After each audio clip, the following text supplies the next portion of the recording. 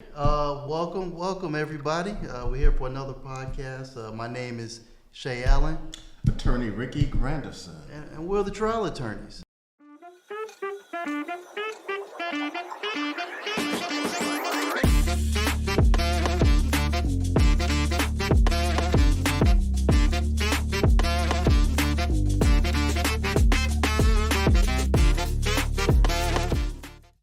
We're here today with one of our former clients here, Mr. DeJuan Crook.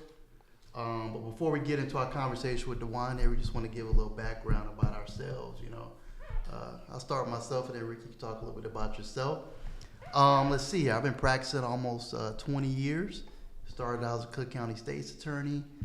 Did that for a long time, and then worked for a small firm, and then came and been on my own since 2013. After 2013, just been rocking and rolling. Probably done, no exaggeration, over 1,000 sort of bench trials, and we're probably looking at probably getting close to 50 or more juries. So getting up there, and just done a little bit of everything in state court, federal court, tax cases, murder cases, and then of course I do the civil rights stuff too in federal court. So a little bit of everything. Ricky, what about yourself? I attended University of Illinois in Champaign-Urbana, undergrad, then went there, left there, went to, just like you, Howard University School of Law, became a state's attorney, been practicing 34 years. Oh my God, 34 years. 21 as an assistant state's attorney. Then when I had enough of them, I left and went on my own and been doing private criminal defense for about 13 years. Yeah. So, we really wanted to start this podcast and this, talking, this conversation, because we've been watching a lot of things over the years online, and I just feel like a lot of information you get online in regards to attorney work just isn't true. It's not coming from people who are in the courtroom every day, from actual litigators who are in there fighting and fighting in the will of the court every day, like we are, and we still are. And we just wanted to give an actual perspective of somebody who's there. Yeah, it's kind of, people get the kind of Hollywood celebrity law, which is not the same as everyday law, actually in the courtroom, dealing with different judges. So we want to get a more realistic, non-television, really a reality version of what the law is. Yeah. And so with us today, we have a wonderful special guest, Mr. DeJuan Crook. How you doing? Hey, yeah, say hello, Mr. How you doing, DeJuan Crook? Don't let the last name fool you. Yeah. Okay, so if you could just, tell us a little bit about yourself, and then just a little bit about, how we came along to meet and how I end up representing you. Then we'll go into everything else. Currently, I'm at Phoenix University, working on my business administration. To have my bachelor's soon. A lot of changes has been made in my life as far as me to get on the right track. I'm thankful for that. I'm thankful for the attorneys that helped me come home from a big charge that I was facing, like 76 to life. I met Mr. Allen inside the prison, inside Cook County Jail, and just off a whim, he basically helped me to gain my freedom. He helped me to gain a bond, and ever since I met this man, everything just has changed for me. So, yeah. Today, what we're going to talk about, and I wanted to have us focus on, DeJuan's case. It was been representing you since what, 2016 or 2017? 2017. 2017. Yeah. And this was a 2011 case, wasn't 2011 it? case. So everything happened in 2011. So we've been really, I've known Mr. Crook. I'll just call him DeJuan. I've known DeJuan longer than, I've known a lot of other people. Yes, Did he yes. invite you to the family reunion? Yeah, probably. Y'all been around so long? Yeah, known him a long time. We're going to talk about kind of the case from DeJuan's perspective, all the trials and tribulations he went through, kind of what led him there. And then Ricky and I are going to talk about, our perspective of the case, how we approached it, the trials and tribulations and the hurdles and sorts we faced during that, and what we faced during the actual trial. But I think it's just important to get all the different perspectives about what happened. All right. So I guess what we're gonna do first, Ricky and I, we're just gonna kind of talk about the facts of the case first. Kind of what happened. Ricky, you wanna? In summary, it's a drug deal gone wrong. This is a situation where you had, and I'm just going to use generic terms, you had a drug dealer, and he had a middleman who they were friends. They went and they looked for a purchaser. A purchaser was this third person, and Mr. Crook went along with the purchaser. Something happened in the car where we believe the buyer, for some reason, starts shooting up the car. One person ended up dead, and the middleman ended up shot. He so-called claimed he was a victim in the case. And amazingly, when the police came to the scene, and they asked him who was the shooter. He named someone other than Mr. Crook. Mm-hmm. And for some insane reason, the state's attorney, after reviewing this case, after talking to the buyer, they decided to charge Mr. Crook. Yeah. Over the years, we've seen, several murder cases. Of course, both of us as prosecutors have charged murder cases, so we've seen a lot of them. And the facts of this case were unusual to me in that it would be, in my opinion, if I was a state's attorney, when I was a state's attorney, if it was a case I saw, I wouldn't have charged anyone with this case because it was so convoluted, and the facts were so unusual about what happened. A seasoned prosecutor or a police officer, for that matter, should have said, "Look, we don't know what happened here." Well, we know now. Like I said, I started back in 1990, and we had more discretion as prosecutors, where we could make the decision on our own. But now it's so political. Everybody's afraid to do the right thing. Mm-hmm. So I think that's the situation we are now. There were times where I looked at a case, even a rape case. Could we meet our burden? No, but I think politically, people make decisions based on politics and not the evidence, and I think this is one of those cases. Yeah. I think often people, unfortunately, someone lost their life, and that happens. But because something horrible happens, doesn't mean you have to charge someone with the crime. Correct. Sometimes things happen, and you just don't know why and who and what, and you have to have enough courage not to do that, to not charge someone. And I think it makes it difficult because that brings to the next point, just the huge emotional toll, it takes, and the weight of being charged with such a horrific crime. Yes. And having the possibility of spending the rest of someone's life, in jail or prison for the rest of your life. Yeah, that's something I definitely had to deal with over the years. Yeah, I jumped on the case, towards the very end, and just reading the case, preparing. It was exhausting for me, so I know for Mr. Crook, it had to mentally and physically, and then in the back of your mind is, am I going to die in prison? Yeah. So with that, Mr. Crook, we're talking about this huge emotional weight. I'm going to get into asking you a lot of questions here about, because you're the one that had to, I'm the attorney, of course, and I always want a great result for my clients. I always want it to turn out well for my clients. Or the best result. Yeah. Correct. Yeah, and but I'm not the one that has to deal with all of this. So we're going to talk to you. Truthfully, I never thought I was going to even make it out of Cook County before I met you. I used to be back there looking out the window, see the sky, and like, man, I guess I ain't going to never, ever have freedom again. Until I met you walking in the hallway, and like I said, as many lawyers that came through. I don't know, we just met. You were just accurate in the way that you did things, and I had a great hunch, and I was just like, okay, I didn't even have the money at the time, but I took the opportunity to get family members as well as, take the time to, whatever I can make to send to you. Mm-hmm. And over the years, it just kept getting better and better and better.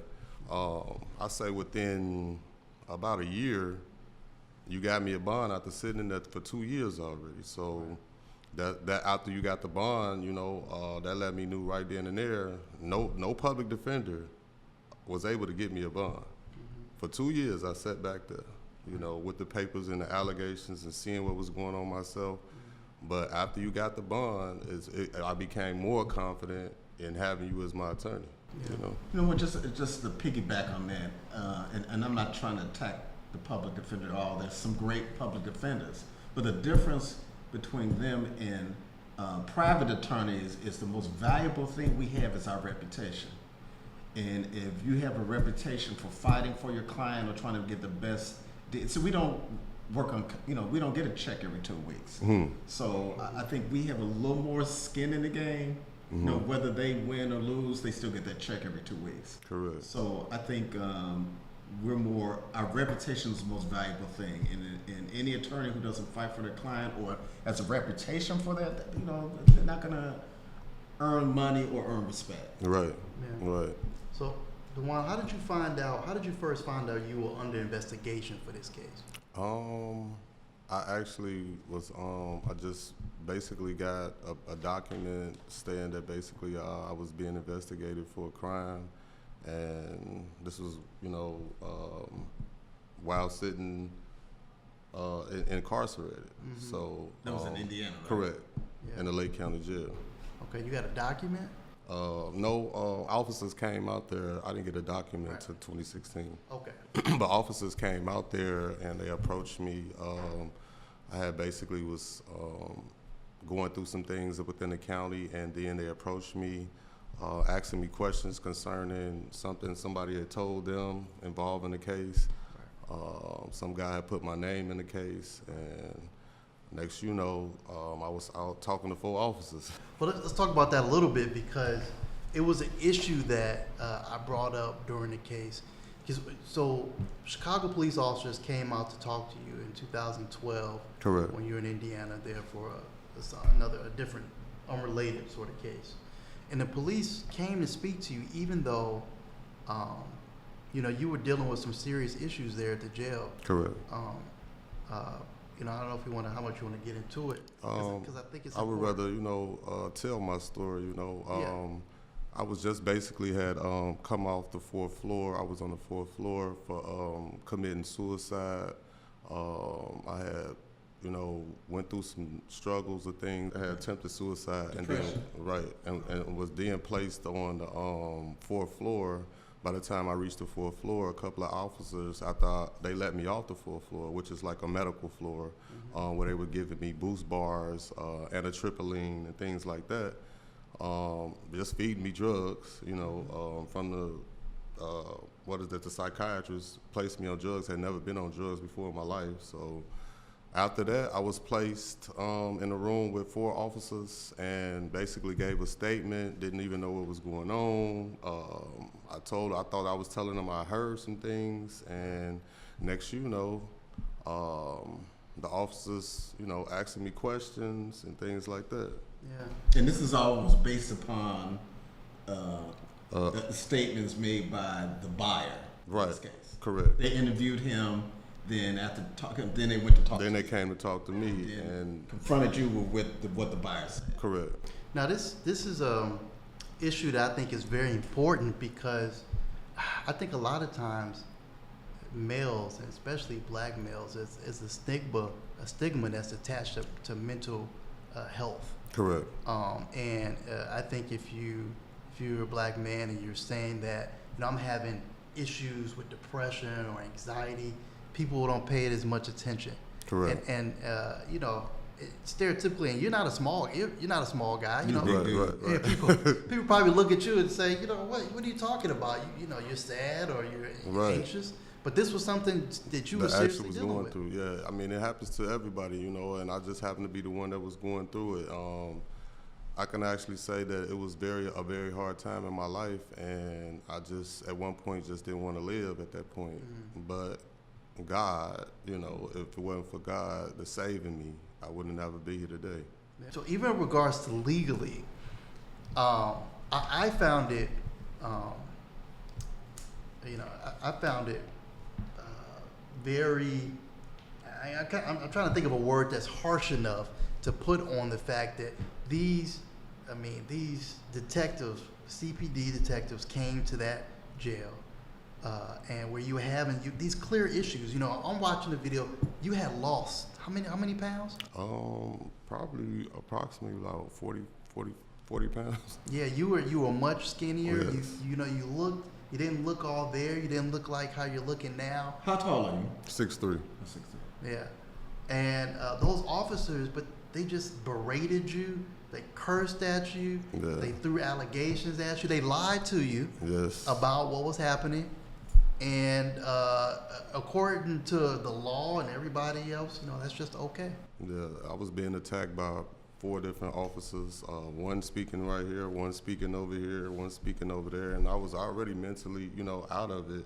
So me trying to speak to them, in which I feel I should have had somebody, a lawyer at the time. I was saying prosecutor, but and what I was really actually was trying to say was, can I have a lawyer? But Right. because of the fact that I was so off the medication. Well, they took advantage of you. Correct. You know, like I said, you know, I went through what we call the felony review unit of the state's attorney's office. I was a trial supervisor, and one thing I find is that police officers, they make a fundamental mistake. This whole thing should be an investigation, search for the truth, but this is what they do. What happens is they pick a defendant, then they go search for evidence to support that person, rather than investigate the case and let the evidence lead them to the suspect. Correct. So they listen to the word of a person who's an admitted drug dealer, and they went in there and he says, oh, he's a shooter. Rather than talk to you and let you say your story, we're gonna put heat on this guy and make him confess. And that's why you have all these wrongful convictions, because they select who they think is the defendant or the offender, rather than let the evidence lead it to them. Correct. Yeah. So DeJuan, I mean, you're at the jail. These detectives come to you. They berate you, make these accusations, then they leave. After that, did you ever think you would be charged with anything? No, I went years. This happened in what? 2012. 2012 when they came to Yes. talk to me, and I never seen anything, heard anything from any officers up until 2016. Yeah. I was doing time for another unrelated case. Next, you know, I'm being served a warrant while in the prison, and I denied the warrant. Next thing you know, a couple of months later, they told me they was taking me from the jail and bringing me to Chicago, Illinois. Yeah. So that it was 4 years in between 2012 and 2016. I've never heard of that. Me neither. Right. Very unusual. I didn't think I was going to ever hear anything else about it.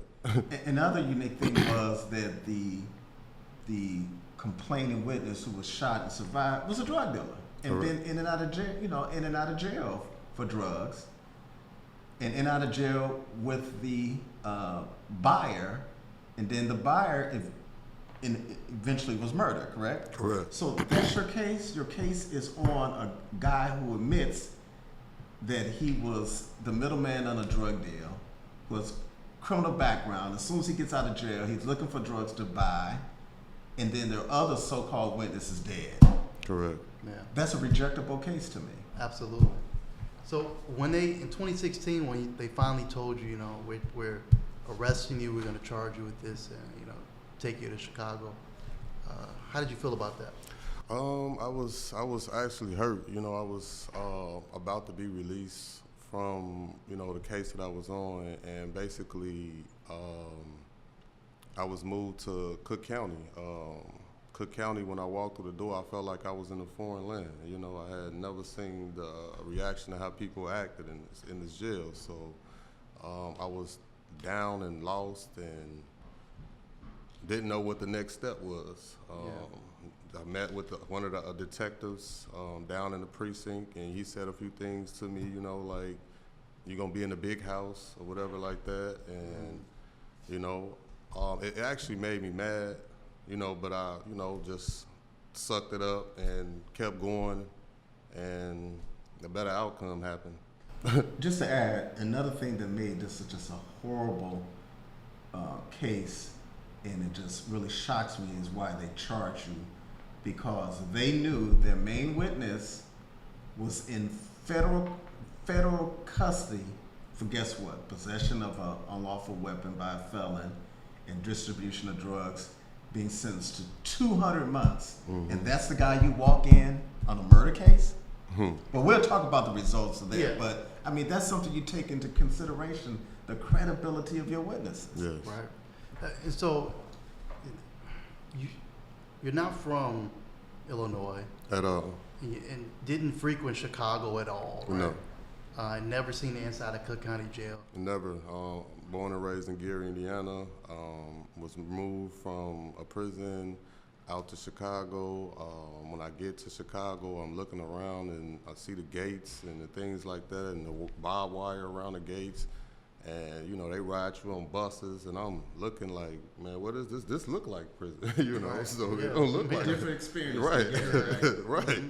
So you hear so many things, and you hear so many things about Chicago and its gangs and its violence. And so when I reached there, I had to be on, what they say, 10. I had to bulk up because Yeah. I don't know what's coming next. So Right. I was mentally trying to deal with all that and still trying to gain my freedom at the same time. Absolutely, absolutely. So they charged you in 2016. I got on the case in 2017, and then With first degree murder, where's we attempt murder of another person. It was aggravated battery? aggravated battery. Aggravated battery. Aggravated battery. With a firearm. Correct.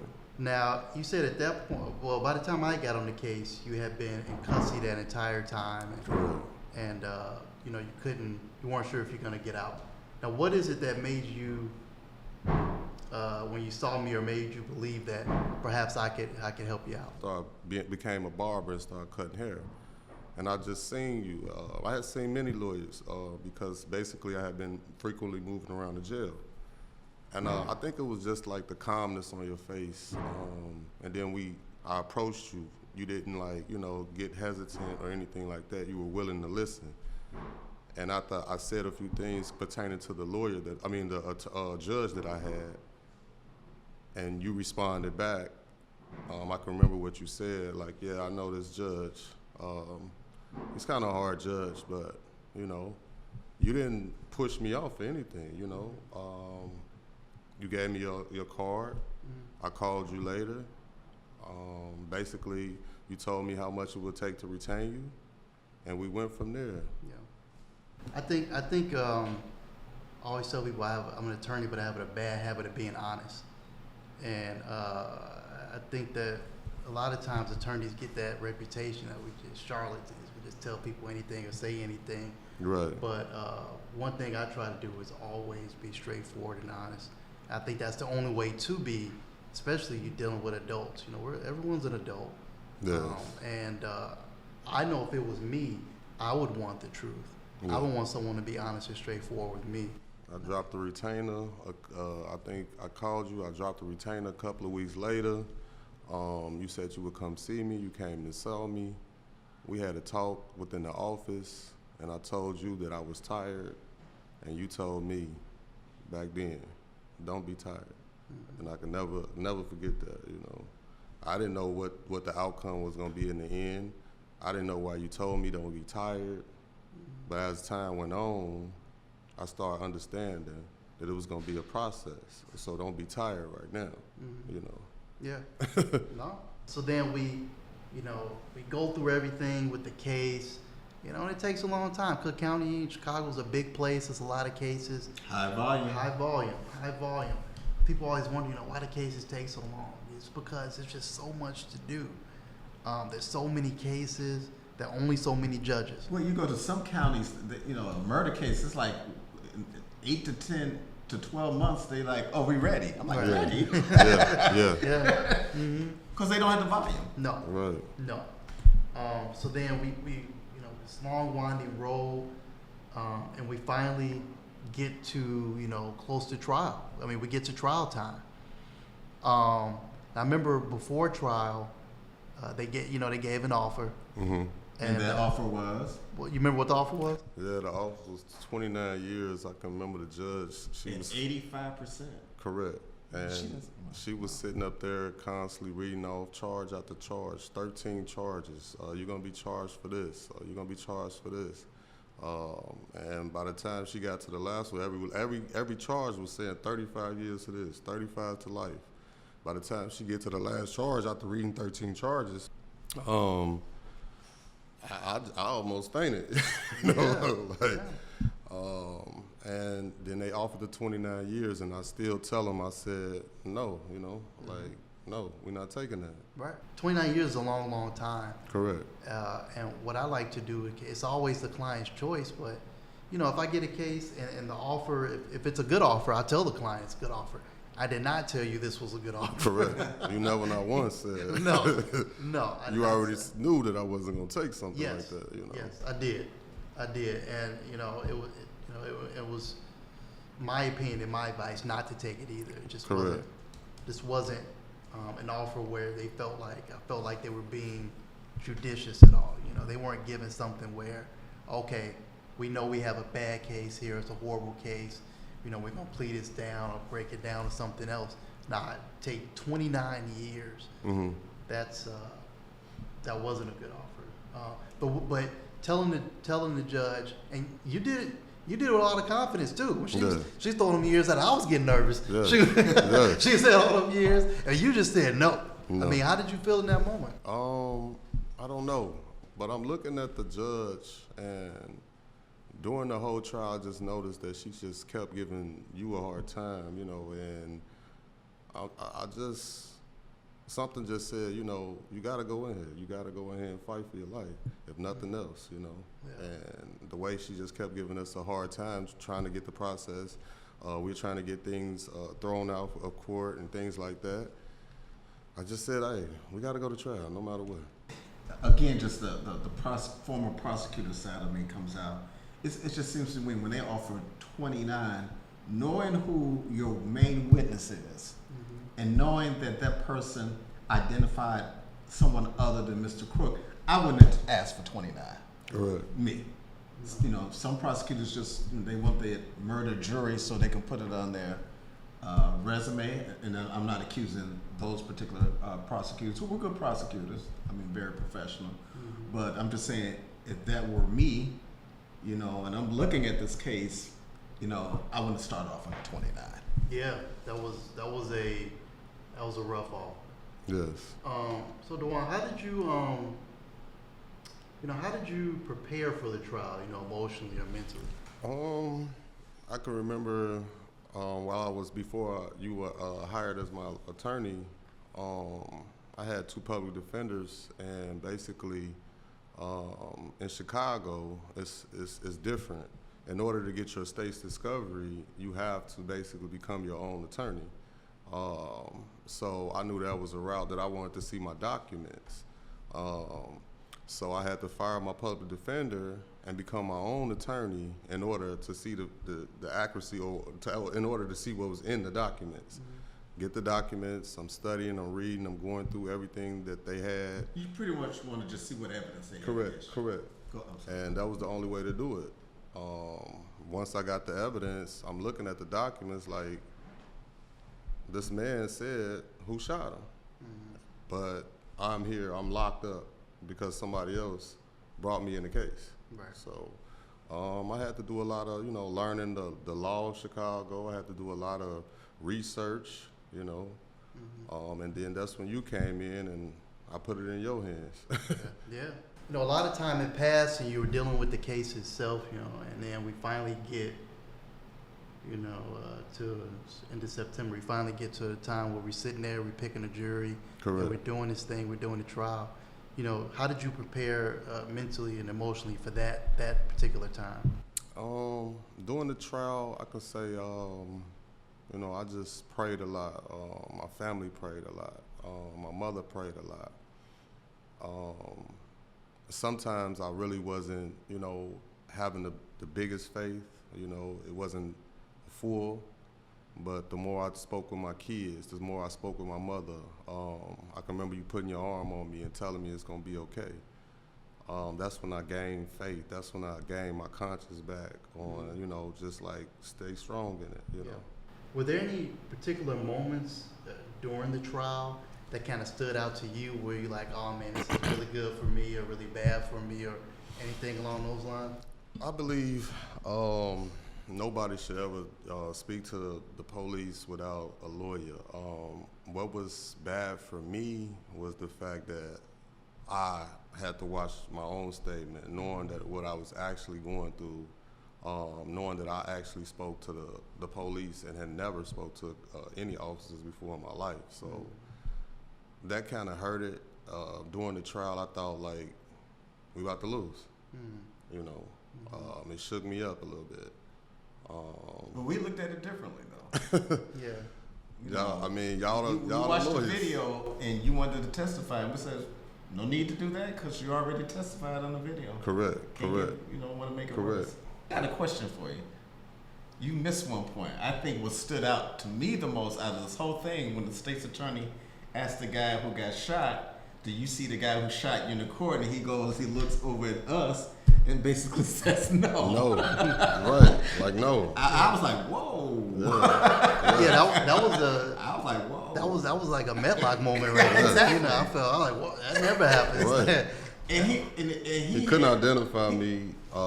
Approximately 3 times in the No, courtroom? he identified photographs. Photographs. Right, only when He didn't the pick you out of the prosecutor, lineup. only when the prosecutor goes over there with the paper. But what I'm saying is he had a 1 in 3 chance of picking. Correct. You know, so he described the guy as a big guy, and he knew we were the attorneys because one was asking him questions. Right. I know I look suspicious, but I don't look like, you know, the guy. It was only one guy left, and he looked at you like, nope.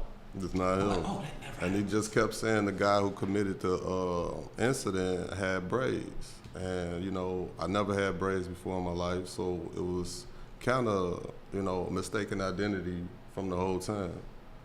You know. Yeah. And then how when the verdict, you know, they finally said those words, those not guilty words, you know, how did you react to that, or you know, the overall outcome? They asked 2 questions before that, and I came up, and I think one of them was about 2, the other one was about 4:50 p.m. And next, you know, I get a call.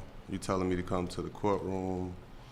Before I walk into the courtroom, I almost regurgitated, like threw up twice, you know. But you know, I hadn't eaten. I couldn't eat during the process because it just like wouldn't stay down. My stomach was boiling, you know. I get in the courtroom, I get closer to the court door, and I see all these police in there, 8 officers. So the first thing in my head, I say, oh, I'm finna go to jail. I mean, I'm finna get locked up. Yeah, you know, I said, oh man. So I'm standing there, and the judge say, has the jury reached their verdict? Bring them out, and they come out. Okay, is that coming out? What were you thinking? As they was walking back into the courtroom? I'm already was thinking I was going to jail when I seen the officers, and there's 8 officers in here, so I'm shook. I'm like, man, I'm gonna go to jail. Why are so many officers in here? Is that for me? They trying to hold me or something? So we go when the jury come in the room, and I'm looking. I don't know the outcome. I don't know what's gonna be said. The judge asked, what is it? I'm stop you right there. When the foreman stood up, it was a male black. How did you feel at that time? Still? Okay. Yeah. Still like I'm about to get locked up. I was gone. I was messed up when I seen the officers in there. So that threw me through a loop. I'm like, oh yeah, they got 8 officers in here. This is for them to take me back because they feel like I'm finna act a fool or something. So, I mean, who wouldn't if you finna get life? Yeah, why not? So, but when he stood up, the foreman stood up. The judge, he passed a note to the judge. I still don't know what's going to be said. The first one come off as not guilty. He says first degree murder, not guilty. Guilty. How'd you feel at that time? I still didn't even realize she said it yet. I didn't realize till the second time she said it. Yeah. And when she said it the second time, then I caught on. But I should have called on the first one, because if you're not guilty of the first one, how can you be guilty of the second one? Right. Yeah. But when she said it on the second one, I just started crying. You know, I was happy. You know, it's been a long, 2011 to 2024, and you just not going to trial for a case. Everything that was on me got lifted. You know. Then the third not guilty. The third not guilty, and I was just happy as ever. You know, didn't know what to do. She asked another question. Whatever she said, if I can get out this courtroom. He's like, excuse me, can I go? Right.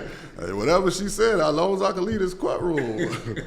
But it was many years I never even thought, like, you know, going through the process, I never thought. Sometimes I used to prepare myself in the world as if I was gonna get locked up. So I used to have to put things up. You know, I was doing all kind of things, thinking that one day they might say, well, we're gonna keep you locked up, you know. So that's the mentality I had to deal with, you know, going through it. Before going into the first day of trial, I almost did something like write all the numbers down into my phone just in case, you know, because this is what when you go in jail, you have to think in order, basically, who you're gonna call if you get locked up. Right. But I didn't do it. Right. You know, I said, no, I'm not gonna train my mind to do that because I'm thinking positive, you know, Yeah. so Wow. it was a lot. Yeah. What did you think about the makeup of the jury when you saw, when you looked at that jury? What did you The think? foreman actually, I actually told my lawyer, like, no, we need to get rid of him. Oh no, he was like, but see, I think he knew the reality of the matter. Correct. I think I mean, he's Southside, Right. Chicago. He knows what the real world is, and we Correct. have our suspicion on the two holdouts, and our impression was they don't live in that world. Right. So they overthink it. And I think he was probably one to say, look, this is the real world. Yeah. When I saw him, I'm like, yeah, I want him on there. When the judge asks you, they give you some cards, and I've never seen this before. They give you some cards to tell them you shuffle them. So I'm shuffling the cards like I, shuffle cards, and I'm cutting them myself. You know, she said And the to cards shuffle- with the jurors' names on it. Yeah. Well, So they didn't use names; they gave them numbers. Correct. So we didn't know them by name. But the cards of the jurors, they gave it to you, and you could shuffle it. right, that basically you're picking your 12 through what you're shuffling. So by the shuffle that I put in, I guess I picked a good one, and the cards went my way. I've done about 70 juries, and I never had a judge give the cards to the defendant and say you can shuffle them. I think I've seen it one other time. That's my first time ever seeing it. Yeah. Like, what? Yeah. Oh, and so, since the not guilty verdict, what have you been doing? You know, what is your life? What is your life been like? Better than that. When you left court, if you can tell us, what's the first thing you did when you got home? Because I'm thinking, oh Lord, I'm going to go somewhere and give me something good to eat. I called my mother, and my mother, she got to just pouring crying. You know, she was happy for me. She knew what I had been through all the years and how I was looking stressed out. I called my son, and he was happy for me. So the first thing I did was just, because they was going through it with me through over the course of the years. So I just wanted them to let them know that it's gonna be okay. So the first thing I did was make sure my mother and my kids were okay. But my mother, she just couldn't stop crying for tears, I'm gonna say this last part of it because my mother had said earlier, my grandmother had passed away. My mother had said earlier that she seen the vision of my grandmother sitting on her couch. And she said she knew that I was gonna be okay during the process, So this is things I had to do to keep myself going and build it while the trial was going on. And my mother or my grandmother has never let me down. That's fantastic. That's fantastic. What did you have to eat when you got home? Well, before I went home, I tried the little taco place, the taco trucks that's outside you was like, Cook County. I couldn't even eat that, but when I left and got home, we stopped at a little fish and chicken restaurant, and we ate there. Okay. Yeah, no, that sounds fantastic. That wasn't your last meal. That was your first Meal. That was the year zero for Right, you. I was able to eat You was then. reborn after that. You was Right. 1 year old after that. Yes. Now, for Ricky, for you and I, this case, one thing that we can never do as attorneys, we can never underestimate a case. Every case we got to go in, no matter how weak we think it is, or how horrible we think it is, or how unfair we think it is. We got to go at it full tilt. Ricky, what did you think? How did you prepare for trial? No, I've been doing this a while, and for me, I always look for the theme. And here, the weakest link was the person who was shot and survived. And so I centered, this case is about him, and I think I kind of said that in the opening statement, that it wasn't about you, it was about him and his ability to identify who shot him. And I think if you could focus on that weakness, I'm a firm believer, whoever tells the story the best wins. So to me, it was the issue was very narrow. It was that person who survived the shooting. So I kind of focused on that. Because remember, they had all the other pictures, crime scene pictures, more. We weren't concerned about because that wasn't the issue. So we focused dead on that person who testified. So once I find out what the issue is, it kind of it's a question of preparing yourself to cross-examine, and we do this a lot. Yeah. Cross-examine them based on what we think the weaknesses are, and we're pretty much we didn't object a lot. Correct. We just let it roll. We let them do that. So because we know what the issues are, and we focus on those issues. Yeah.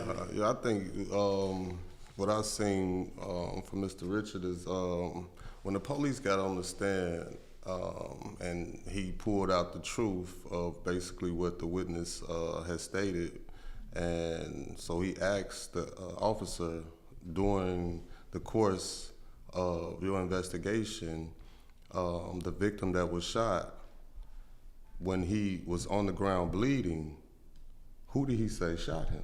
Mm-hmm. And when he gave the name, it wasn't me. It wasn't you. No. And so that was a great point that you pulled out. Mm-hmm. And even in the ending statements, what got me was they've been pointing their fingers at my client, but now I'm gonna point the fingers at them. Yeah, right. And that's what I can't do nothing but live with that statement right there. Yeah, I mean, for me, the case, I've been living with the case for so long, I knew the case back and forth, front to back, since been dealing with it for so long, and all the facts and, the motions and everything, and just with all my cases, I feel the weight of the case too. And I think just one of the most important, most pivotal points in the case is that guy cannot identify the one. I mean, that is insane. It's insane. Right.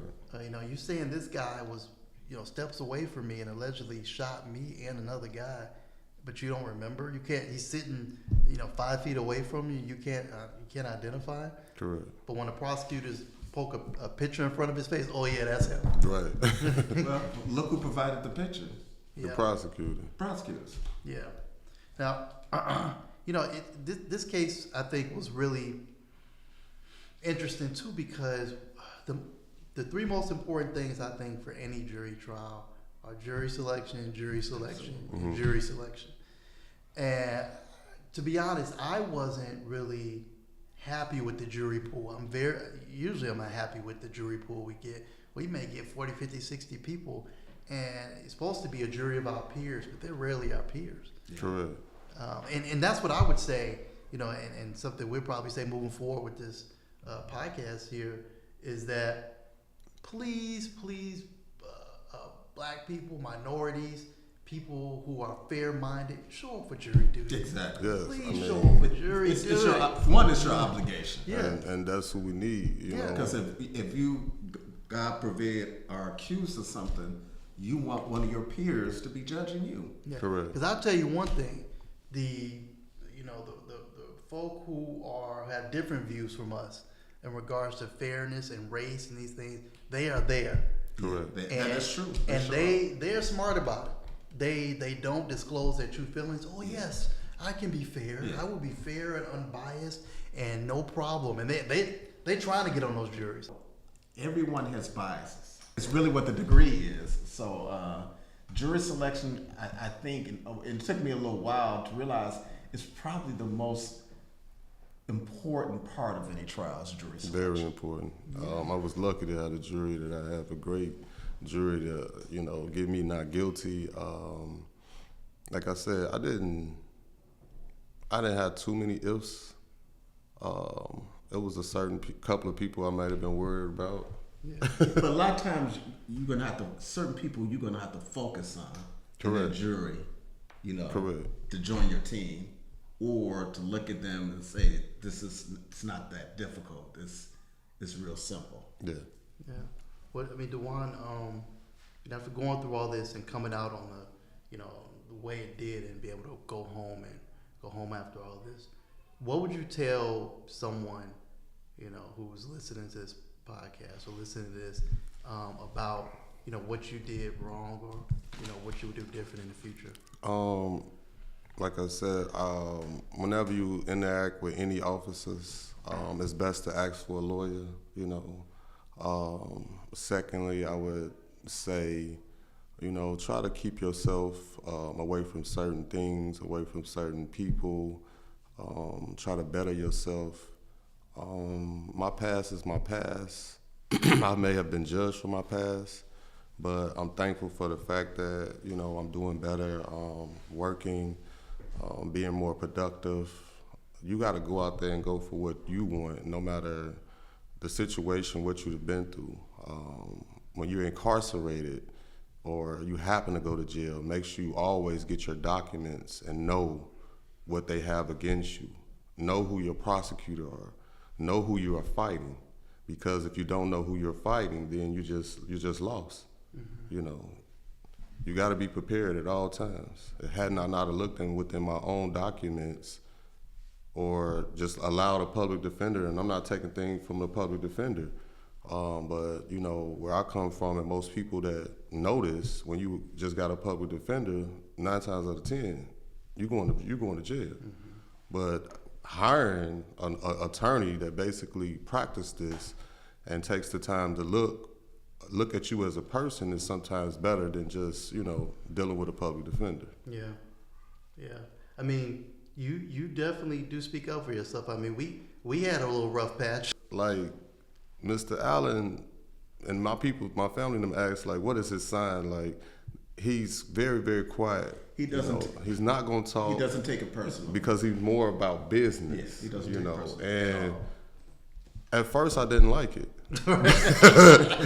Like, tell me something was going on. Right. But then I understood it. If you know already what you are doing as an attorney, what's the reason for explaining how you're about to defend so much when you know this? Mm-hmm. It's okay to explain the case, but the case. Yeah, I tell clients, and Mr. Allen does it all the time, is we don't operate on an emotional point of view. Cases are not based or decided based on emotions. Correct. We base it upon what the law and the facts are. And sometimes I know our clients want us to tell them everything, but sometimes certain things we don't think it's necessary to tell. Yes. For example, how we're going to cross-examine the police officer. Correct. It kind of gives away the punch of it. You know what I mean? And we don't want them to have these high expectations. My personality, a lot of people either really like me or you really don't like me. Most of them don't like it. Most of them don't like it. And a lot of times it takes people some time. Once they finally get to know me, they warm to me like, oh, he did have a plan. I'm a lawyer, and it took years of people poking and prodding me just to get on here and talk and put it on the internet or whatever. Correct. Because that's just not who I am. I'm not a big flashy guy. Yeah, I'm the big. I Right. just and people's personality. If that's their personality, that's fine. But that's just not how I operate. I think actions speak much louder than words, and to be honest, I mean, I get it. We get results. Yeah. I could say you were very humble, during the whole course of it. You just was laid back, and I think that's how I started getting more confident. Sometimes I didn't worry about it. I just said I had probably when it got closer to trial, I probably had one little time.